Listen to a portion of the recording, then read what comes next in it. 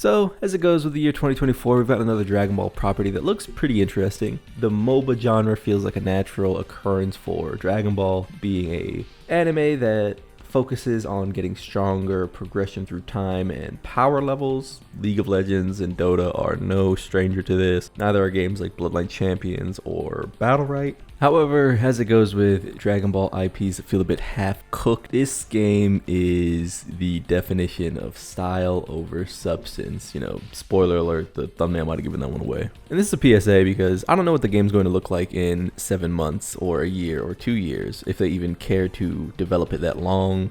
But let's just say the skeletal framework of this MOBA is not looking great.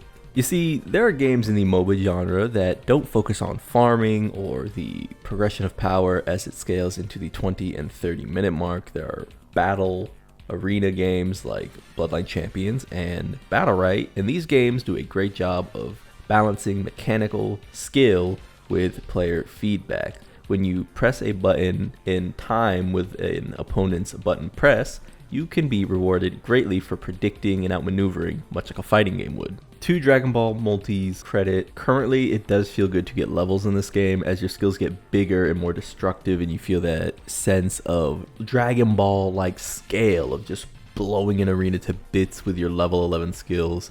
I mean, it does feel good. It really does. But what has ended up happening as I play this game, as I explore this game, as I queue into bots or with bots on my team, I realize that the early game just does not feel interesting enough to make me want to queue a game up. If I'm only ever looking forward to the level 11 fights, then what am I doing for those other 10 levels? And this is sort of the Heroes of the Storms issue, which is a MOBA by Blizzard combining a lot of their properties. I was never really into that MOBA either. I feel like the MOBA system as it exists either in Battlerite, Bloodline Champions, League of Legends, or Dota is really streamlined for player engagement, for choice, whereas these games that tunnel you into team fights and fighting around mobs end up feeling really samey, in the same way that Pokemon Unite cannot hold a long-time MOBA player's attention for too long. Now, I will say, within the realm of this being like almost like a mobile game or being a mobile game or what have you, the stylistic choices in terms of character designs and manga and anime references and the abilities feeling so punchy when you use them, I think that stuff is great. But as for whether you should play this game or sink a bunch of time into this game, or if you think that this game has the potential to be something that it really doesn't seem like it can be, I'm gonna have to give that a no.